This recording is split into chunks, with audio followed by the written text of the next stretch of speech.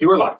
Okay, this is the Senate Education Committee, February 20th. We're back after a short break and we're switching gears from, well, maybe they're related, to demographics of Vermont, now to, this is the Northeast Kingdom Day in the State House. And I know that you're trying to get in front of all the committees and we're happy to have you here. So I think Sheriff is going to be the person. And by the way, you can pull the chair together if you want, however you want to do it. But anyway, Would you like me up there with Sharon, or you could sit? Sure. okay. It's up to you. You can do whatever you want. Yeah. They're side by side in the table, Are right? we going alphabetically? Go first. So We're gonna go alphabetically. okay, so I don't think you may not know everybody in the room. Yeah. So we'll start over here. Senator Keisha Romkin-Stale. Dave Weeks, Rutland County. Seth Longhurst from the Bennington Senate District. Jerry Williams, Rutland County. Steve Heffernan, Addison County. And And Not a shame, Wyndham County. then so introduce yourself for the record. I'm Sean McMahon. I'm the superintendent of the Kingdom East School District. And I'm Sharon Ellingwood, and I am on the NEK Choice School Board District and the Essex North Supervisory Union Board. Okay. Well, you're free to go. Free to go. I brought, I live in Leamington, which is near Canaan. We look at your nice push pins on your, I love that, way up on the top corner. So given the makeup of your STEAM committee, thanks for having me, I brought a map of where we are. It is this kind of.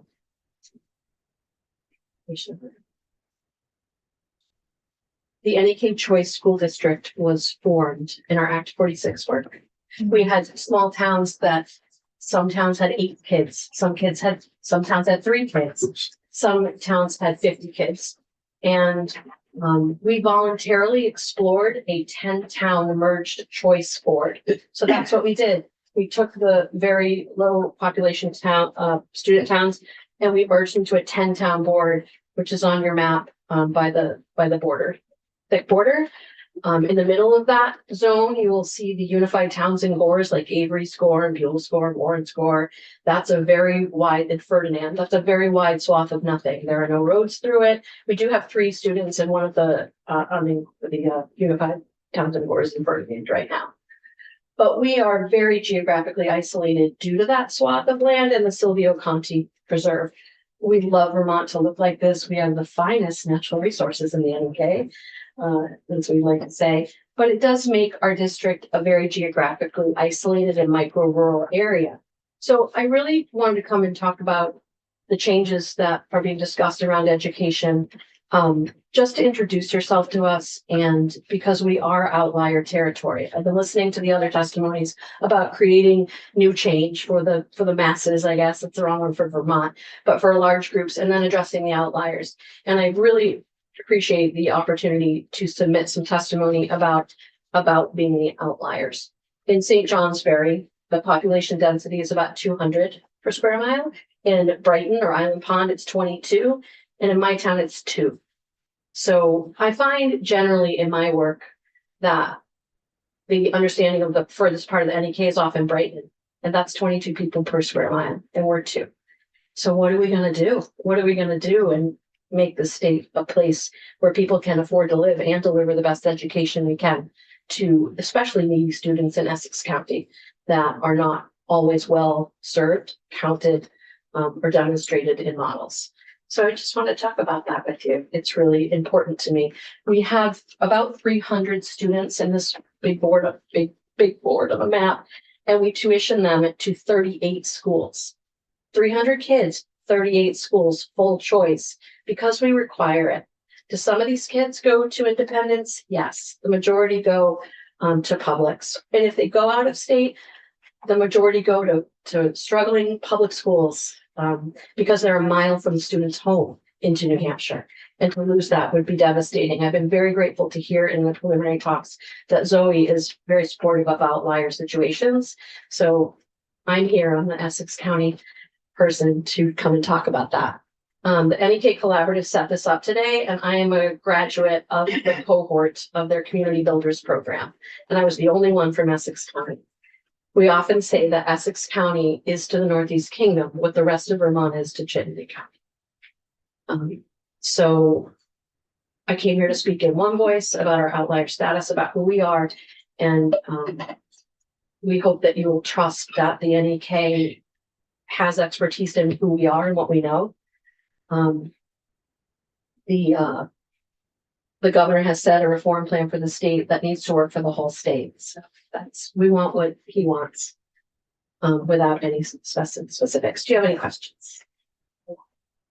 Yeah, I just didn't know. I wanted to wait till you were done, but I just keep looking at this map and thinking, okay, so it kind of it looks like all of the small towns surrounded by the moderate sized kind of towns. Yep. So was there a reason that you didn't just lump yourself to one or the other? What These do are they go to the schools in those areas? Yes, they do. Okay. Some of them do. Mhm. Some of them cross into New Hampshire.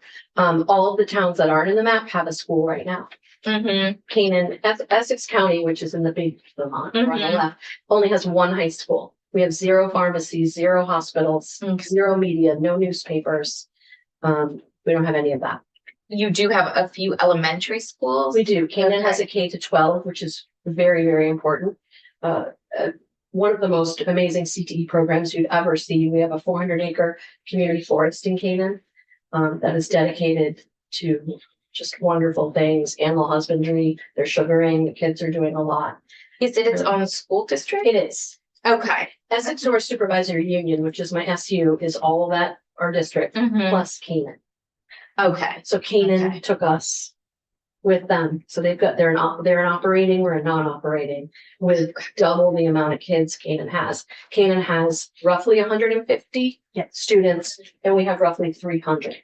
We split our SU costs 50-50 because we're non-operating, we're writing tuition checks. And we have found some difficulty with outlier status with our statistics.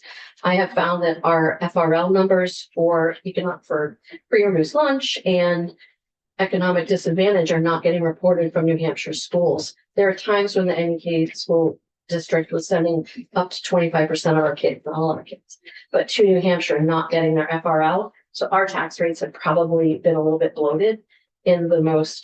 Essex County has the most elderly residents per capita, most poverty per capita in the state, and we've had bloated numbers in ways that would have given us tax relief. When we were 300, we were very successful. And I do want to say this about our new district. We did this with our Act 46 work, and we thought we just didn't have schools. That's all we thought we had in common. And we found out that we are neighbors. And I'm going to miss if I have to give up my other board members. We are neighbors with the same problems and the same goals for our kids. So if you look at what we would be in this 5-district suggestion that's, being volleyed, we've already done in Essex County what you're asking everybody to do. So when I spoke to about, we are the experts for our area and trust us and ask us, we did this already. And we have wonderful neighbors, and the pupil weighting it worked for us. Our taxes went down last year.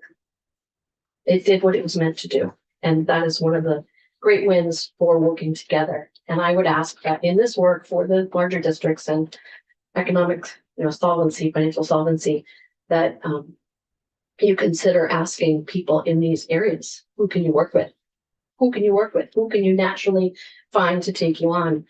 Because it is working for us in many ways. Thank you, Mr. Chair. What's tuition? How much do you give per child? All 38 schools charge us a different amount. What's the highest that we get? I believe we have a school in New Hampshire that's around my superintendent is here. It's around 46,000. Yes. Yeah, that is our highest. In the lowest? The lowest, I want to say it's probably around 15%. Like there's a independent school in New Hampshire that we pay pretty small tuition to. We only have a few kids that go to that one.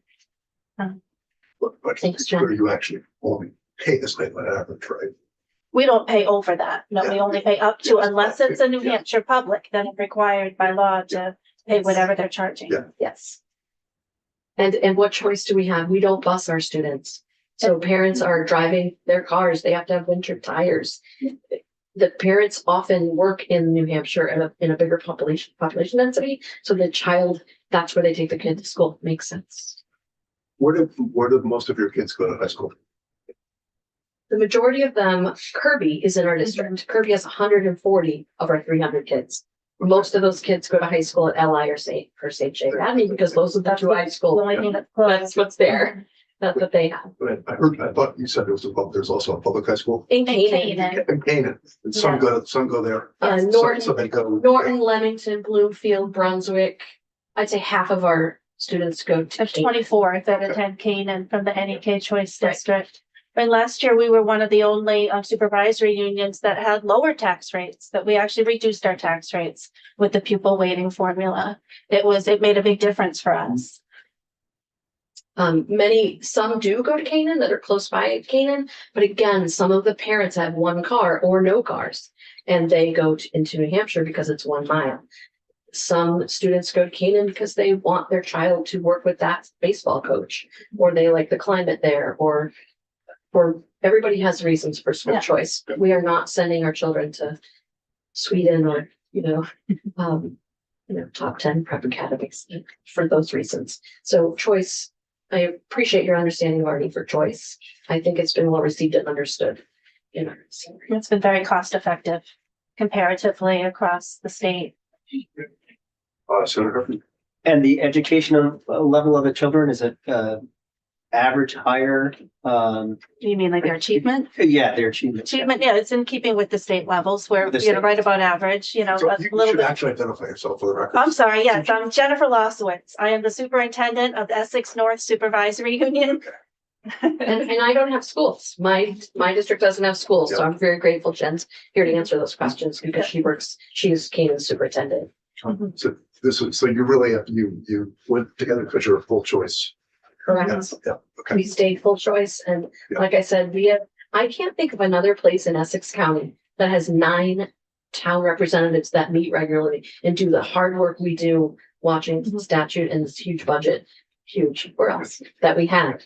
So I really think that's a win. Things we have been able to talk about. Brad James has come to our meetings when we really get into the granular level of our numbers. And there's 9 of us. So, and we're all in the same lane. So I'm very grateful to the attention that we've been given. We did work very hard for the pupil weighting. One challenge we have is we cannot do out of state preschool. So all these kids on the east side of this border have K-12 choice, but they can't go to pre-K. So we have kids $dollars. with universal pre-K dollars that we're paying for, and we have kids that we don't even know if they're born because they are born in New Hampshire. We can't get data on these little tiny towns on if children are born till often the census or if they get into early intervention programs. We're losing student outcomes because they cannot get into pre-K. They're starting in kindergarten. That's a loss. So we've worked with Let's Grow Kids and with NECA, and we keep trying to push it. And it's Jen may be able to speak to the PELS and the STARS system. It has to be a certain system for them for universal pre-K dollars to follow the student. And they can't do that out of state because it's a different system. So we can't have kids on my soapbox a little bit again, but this is the soapbox, right? To say these kids start behind the starting line if they can't have pre-K in a universal pre-K state. So we would like to push for that too. And so the reason a lot of families aren't accessing is because there's not room in the Canaan, for instance, preschool. So the geographic distance, you're talking an hour and a half drive from where Okay. Canaan is to the bottom of my district. So the kids that do live near Canaan, within about a half an hour or so, Yeah. they do come. Okay. And my pre-K is full with a waiting list every year. I offer full day pre-K for free to everyone for ages 3 and And you 4. have childcare centers that provide. There's a home daycare in Canaan, and that's always full with a wait list. There's a New Hampshire has a daycare, same problem. Childcare is a major problem, and NECA has been working to Yeah. So the it's the out of state piece that, and we would love to have that child wherever they're gonna do K-12. We'd love to have it in pre-K and getting the services Yeah. they need as early as possible. And that's a cost saver. And secondarily, it's a cost saver, but first of all, it's important to that child for their best. So if you could ask if what you would hope would happen is that they could go in New Hampshire if that's what would be possible. Yes, and it's maybe 7 children a year or Yeah. 10, but to those 7 to 10 children. Yeah. It means a lifetime of success. It could make a big difference. So any amendments or budget adjustments or anything for those students, I don't know what the answer Good is, for us to know that. but it's out, Money. and it's a cost saver in the end. We all know. So, thank you.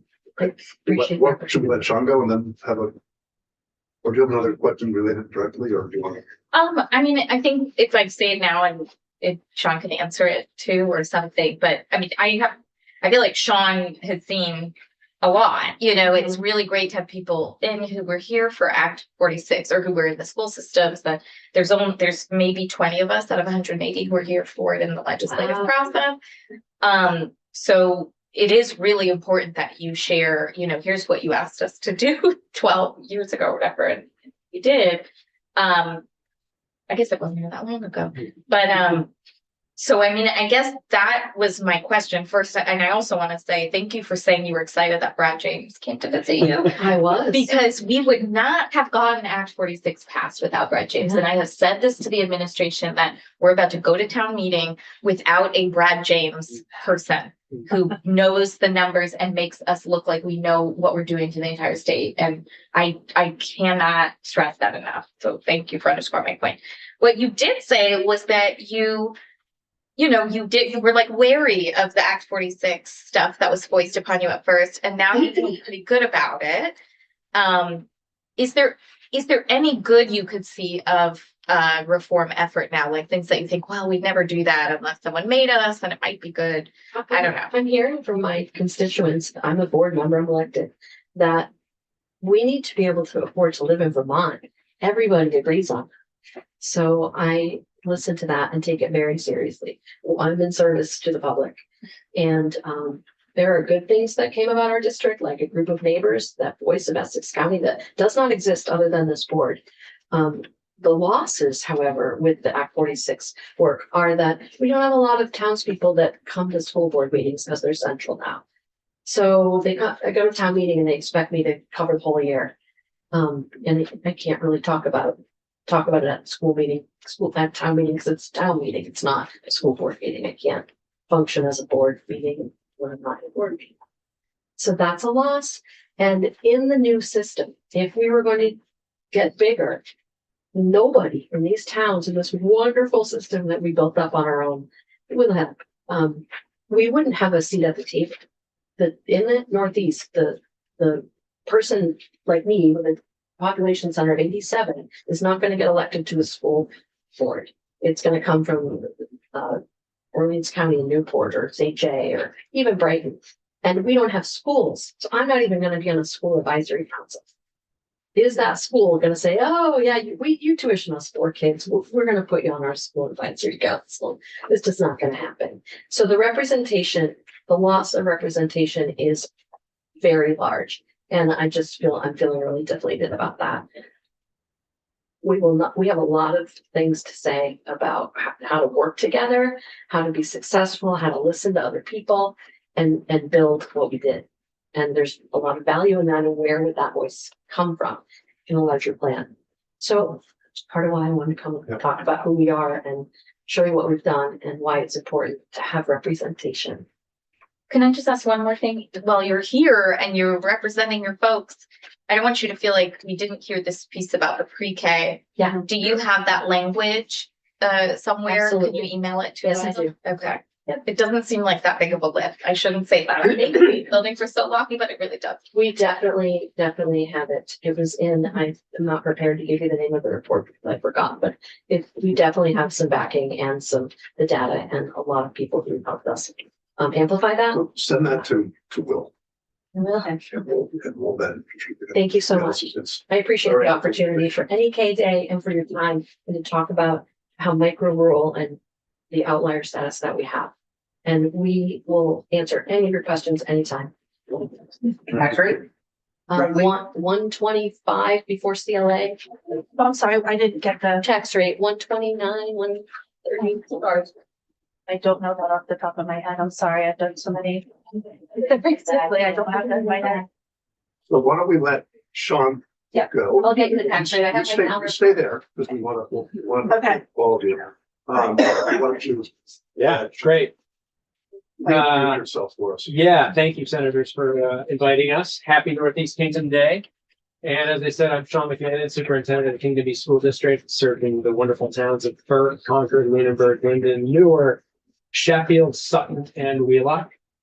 And I'm going to kind of stay with the purpose of NEK Day and focus on our collective priorities. And I hope to show some of those connections to education. And I would invite you to put me in the hot seat on all of the conversation around educational transformation in the Q&A portion. I think that I bring a unique perspective to this conversation because I spent the first 22 years of my educational career in Chittenden County, serving Charlotte, Heinsberg, Shelburne, St. George, Williston as a CVU principal, and then 10 years in Winooski, the both most ethnically, linguistically diverse city and school district in our state. And so now in my year and a half in the kingdom, I've come to appreciate and really love the people and the place. And I hope that some of you have experience in the kingdom because the Kingdom Trails, Lake Willoughby, Newark Pond, Mount Pisgah, vast trails. I mean, I could go on and on. Our favorite state park is Brighton. Brighton, yeah. We love Brighton State. Right. And so I'm living in East Burke. I'm right on the Kingdom Trails. I can go right up to Burke Mountain. It is, we have beautiful and just a plethora of outdoor rec opportunities that make the NEK a really highly sought after destination, not just from within Vermont, but across our country, really. So NEK folks, I feel like have really welcomed me with warmth and support. They're family and community centered, and they'll do anything to help others in need. In fact, their values are remarkably similar to the New American families that I've worked with for a decade in Winooski. And what I've noticed since being in the Northeast Kingdom is their so-called resilience, their rural toughness and self-sufficiency, sometimes is used as a rationale to not provide the necessary or similar resources that other regions in the state receive. 3 significant needs in the NEK are housing, access to healthcare, and what I would call flood planning and response. So housing, obviously, you've been talking about this. I heard your comments earlier about building housing. We need affordable housing in the kingdom. We need the easing of Act 250 regulations to allow a lot of that to happen. What that does for us is that allows us to help attract and retain high quality staff. I can tell you specific situations just in my 2 recruitment seasons where we've had teachers contracted and they can't find a place to live. They're coming from out of state, and so they have to break their contract. As far as healthcare access, we want to continue to strengthen our hospitals, North Country and NVRH. They play a vital role.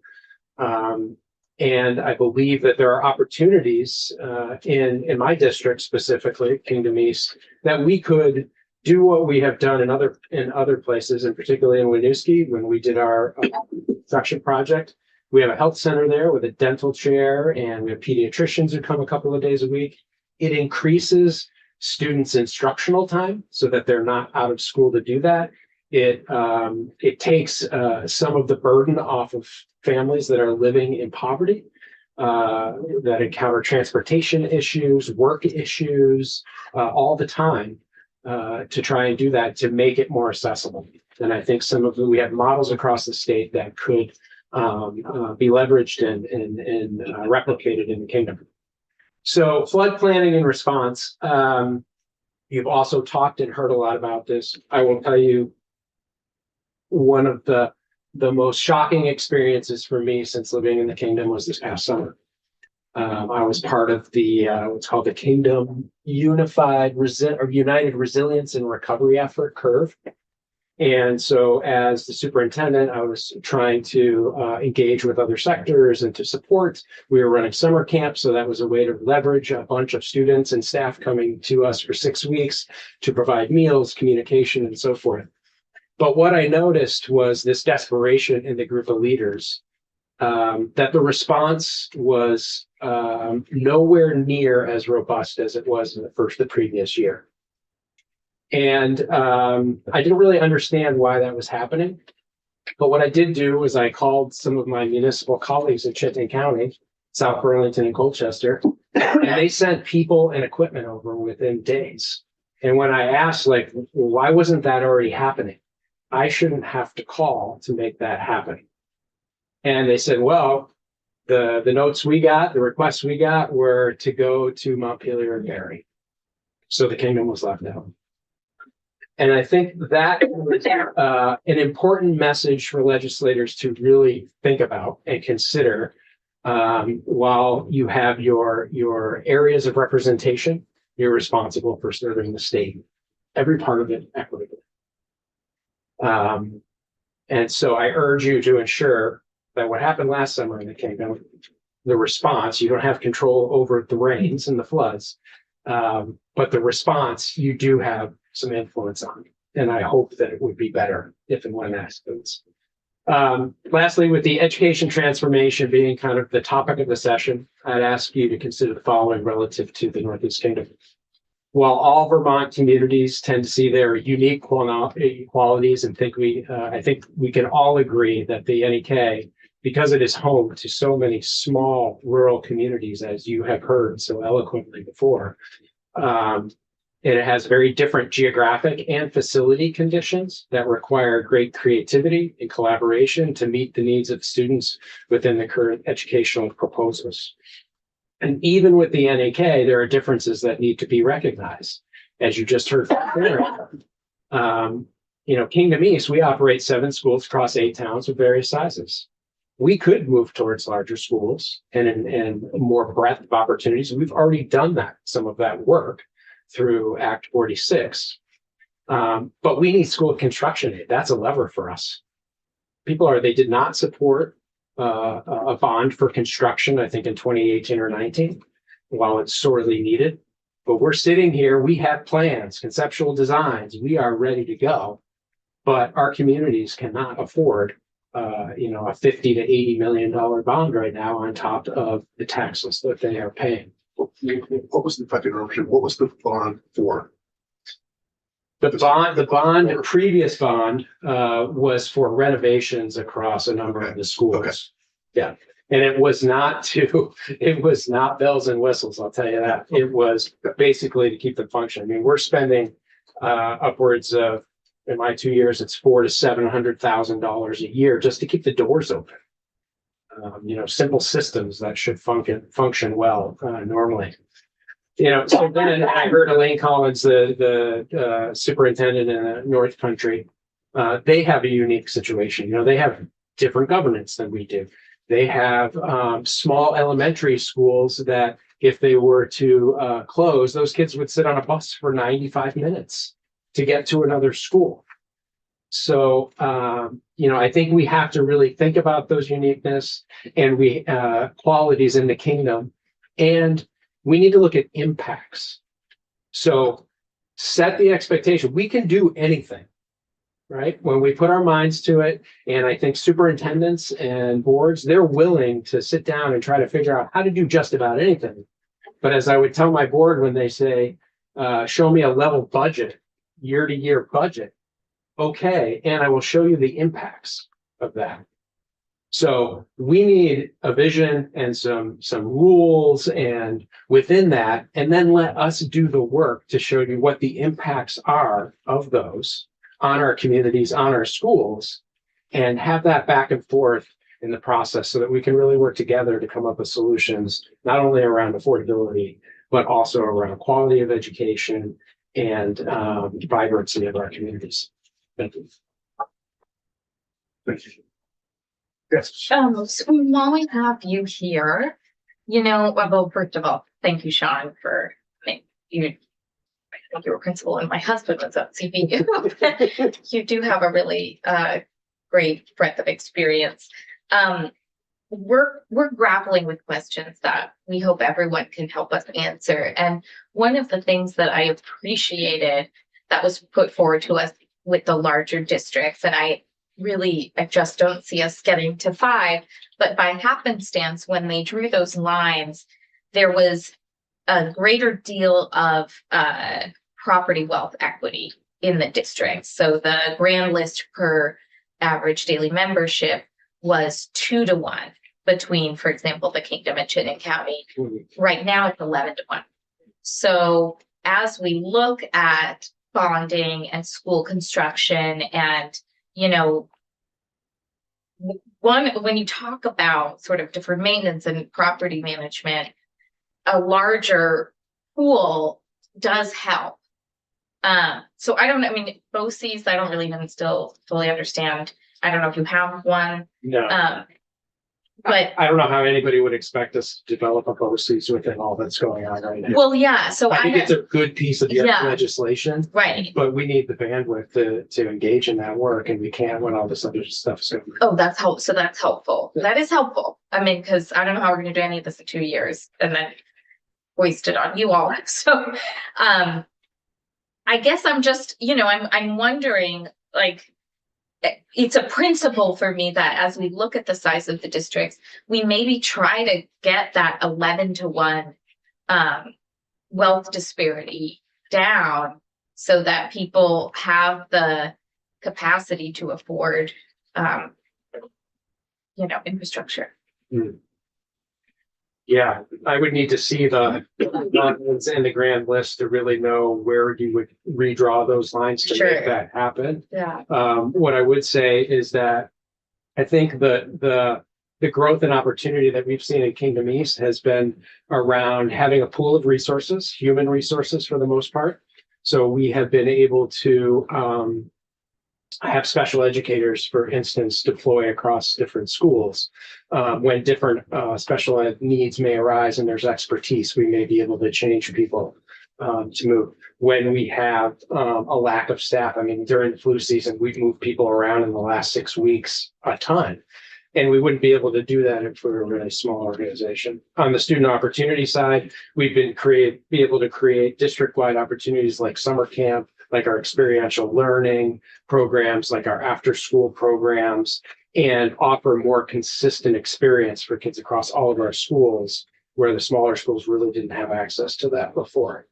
So I think there is, and like I said, Kingdom East, because of while we have some geographical challenges with Lunenburg in particular, being out near New Hampshire, Kingdom East has some opportunities that say Essex North Country, they're different. Mhm. And we need to take that into account.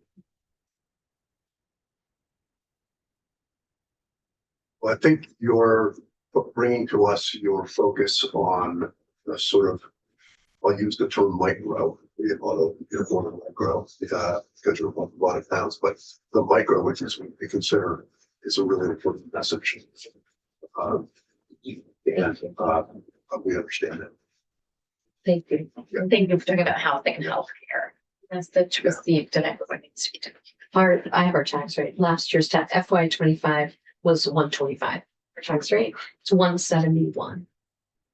This For fiscal proposing, year yeah. 26. Or special education costs as Special well, education and health and and the health insurance will cover that, yeah, So you went from 25 to 171. for any day. That's where we are. Yeah, Okay. quite a. That, It depends on the town though, what the actual impact is for those taxpayers with their CLA. With CLA. John, tell me your towns again. Burke, you said them at the beginning. Yeah, Burke, Concord, Linden, Lunenburg, Newark, Sheffield, Wheelock, Sutton. Okay. And can I say one more thing? So back to what you just said, I think one of the things that's so important, you're sitting on the Senate Ed Committee. All this conversation about education is not just about education. And so I encourage like these cross committee conversations and discussions. And, I feel like there has been an undue burden put on the education system politically and publicly. And really what we are is having an identity crisis as a state. And we need to decide who we want to be. And once we kind of start to identify that a little bit better, then I think we can, as Kevin Chu was just in here talking about abundance versus scarcity. I think if we start from kind of an appreciative inquiry in our strengths, maybe we have a little more energy and a little more public support to embrace an abundance approach than we do a scarcity approach. What are your high schools? We don't operate on Your school. choice. So most of your most of our students attend Linden Institute, about 60 to 70, and then 20-25 attend St. Jamesbury Academy. Those tuitions are about $25,000 a year, which put incredible pressure on our pre-K program. Last year we went through 3 votes, and we could not reduce budgets for our high school tuition at all because we don't have any control over that. Instead of the CTE, that's the way it works. Yeah. So, and you have, where you're in, what elementary schools do you have? Every town I've listed except for Wheelock, Okay. they go to Sheffield. Yeah, and then Lunenburg is a K-5, and the rest of them are either pre-K-8 or K-8. Did we stop at your, one of your schools on the Sutton. AK? Sutton, okay. Yep. I could not remember what town we were in. when we Yep. stopped. Yeah. Yeah, that school definitely needs some, TLC. yes. Yeah, it's one. I mean, we put a couple $100,000 just this year into that building because of. Well, once you said look down that hallway, I wasn't expecting to see how long that was like. Well, Yeah, that's a I didn't hallway. watch You Brad. could put your foot through the Floor. floor one of these days if you're not careful. Over weeks. So I wanted to say, thank you, Sean and Sharon, for the testimony. This is very helpful. It seems that, over the past years, you've done the bulk of the initiative that these current enhancements are intended to accomplish across the state. So I applaud you guys.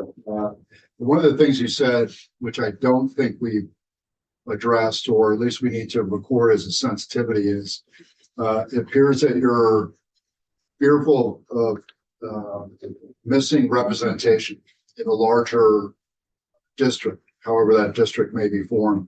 Do you have any recommendations on how to maintain community contact with the larger district with smaller board? My suggestion would be, as I stated before, to find districts that can merge, that can work together, and you will get representation. If you're having the NEK collaborative community builders work that we did, one of the members of my cohort is here, really invested in us to have community conversations that are community driven. That is the best way to not have the doubt and the worry of these really micro rural towns that have come for themselves all the time because we have to, and we cling to that because we don't have the help we need. We need to do it for ourselves. So community conversations, finding maybe not 5 districts, but finding groups that can work together. And that is difficult at a micro rural level. I've been for 6 years on a potential interstate school district committee. It's very different in very small towns to give up your school mascot, your identity, your town center. So this work, I do believe to a degree is necessary for it. Involve communities and include the representation. So We will do anything. is it appropriate then that the advisory committee, is that the word advisory committee, is that an adequate representation? It's a school advisory committee and we don't have schools. Okay, So student advisory committee might work better. I think for us, I would consider that window dressing. There's no authority, there's no decision making within advisory council. There isn't, Okay. it's true. maybe true, but so what do we do? What's, do you have a recommendation? I think some of what Sharon just said, I think boards need a lot of work on how to engage communities. When you're engaging around emergencies, the work is not good. You're always on the back foot.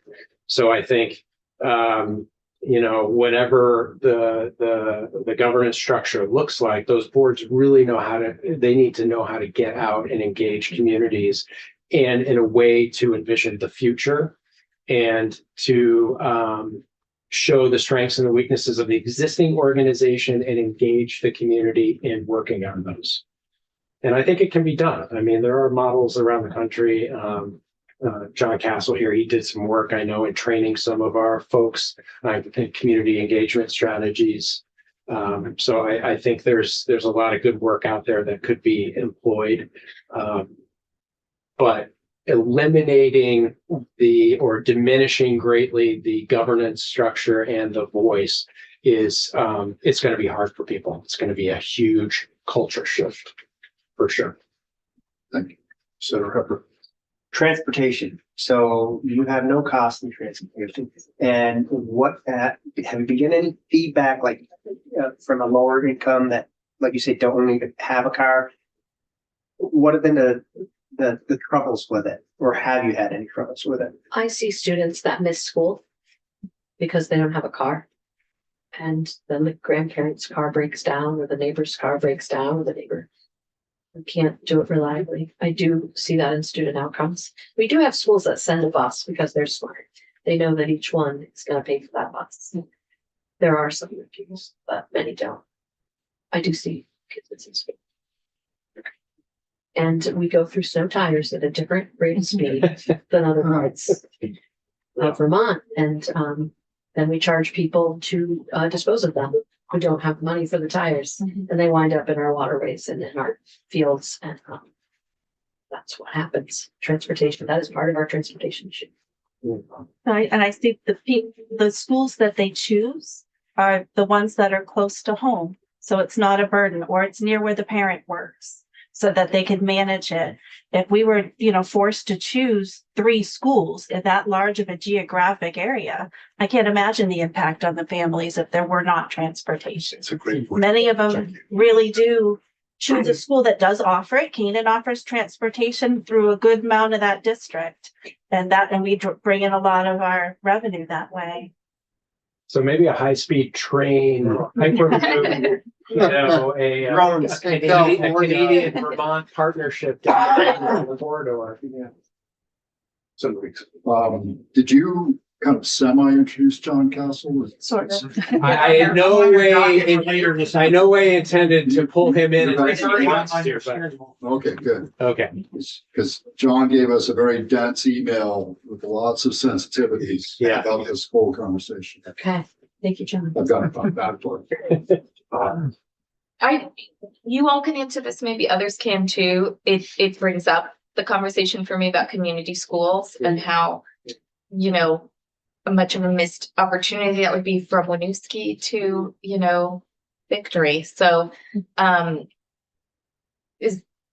we're trying to add more money for transportation. There's a lot of money moving around, and could we crowdsource proposals to make that money work smarter in places that need to co-locate services and schools? The Canaan schools we were just awarded the community schools grant. Okay. Yeah, so that's what we're looking to grow there right now. Amazing. So it's a huge opportunity for us Yeah. because we really don't have a doctor's office up there. Is that a planning grant? We have the planning grant, and we're waiting to hear on the program grant. So that's supposed to come out next. How much is that? $100,000, I believe, for the planning grant, and then the other one, do you remember the 200? You know more about it than I do. 120. Oh, there you go. Thank you. $120,000. $120,000. Okay, but if we're moving big bucks around, To us, that's huge. yes. Oh my gosh, I'm sorry. You're right. I shouldn't even. And we're so I was very tiny, it's shouldn't count huge. me. I'm very sorry. That is extraordinary amount of money. Well, if we are moving larger amounts of money around, hopefully we would follow what you all come up with now. I mean, $120,000 will be something. It won't relocate your transportation hubs vis-a-vis your. But I mean, Canaan has transportation. We have that. Oh, so the money's just for Canaan. That's the only school Okay, in the Essex North Supervisory Unit. So Okay. that's where we're using it to bring in the resources to the school. And Jess has been fabulous in helping us apply for that Okay. and obtain those funds. I would love to see your, whatever draft is shareable of your proposal. I guess I wondered if that meant it would help all of the communities you serve better access your school A great facilities. portion of them, maybe not all the way down to the most southern. They Okay. access resources that are down that way. Okay. It's like I said, it's over like about an hour and a half drive from the top to the bottom. Are you able to share what the centerpiece of your vision is for your community schools? But we can absolutely share that. You're more familiar with it than I am with. Yeah, and working with there's other Chuck. funding sources that you've gone after to Mhm. serve the entire ENS community with after school. With after So school? after school Okay, grant, okay. yeah, So not that like as bringing well. a doctor's office in. I mean, we already have bring in the dental. You do, We okay. do, we bring in okay. the dental, we have Yeah. that, and then we also, we have counselors that we Okay. have from outside agencies that have offices in our school system. Right now, we're the ones paying for them, so we Yeah. would love another avenue because that's a big burden on a tiny school district's funding system to pay for the mental health for all our children. It's very expensive. Is the only bus system in this area the school buses? Yes. Okay. There's rural community transportation, but they're hard, you can't really get them.